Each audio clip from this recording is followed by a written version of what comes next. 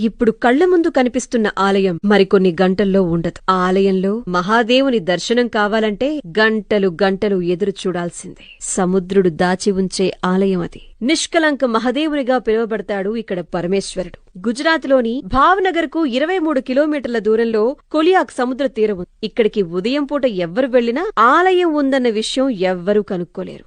కాని సముద్రం మధ్యలో ఆలయం ఉంది అనటానికి మనకి కనిపించే నిదర్శనం ఒక్కటే, ధ్వజస్తంభం పైన ఉండే జెండా మాత్రమే. ఇక మధ్యాహ్న సమయానికి సముద్రం మెల్లగా వెనక్కి వెళ్లటంతో భక్తులు మహాదేవుని దర్శనం కోసం ముందుకు వెళుతూ ఉంటారు. సముద్రం మీదనే స్వామివారి దర్శనం ఆధారపడుంటుందక్కడ. మహాభారత యుద్ధం తరువాత సొంత మనుషుల్ని చంపిన పాపాన్ని మూటగట్టుకున్నారు కాబట్టి ఆ విముక్తి కోసం శ్రీకృష్ణుడు కొన్ని నల్లని ఆవులను, వాటికేమో నల్లని జెండాలను కట్టి వీటి వెంట వెళ్ళండి, ఎక్కడైతే ఆ ఆవు జెండా రంగు తెల్లగా మారుతాయో అప్పుడు మీ పాపాలు తొలగిపోయినట్లు అని చెప్పి సెలవిచ్చారంట.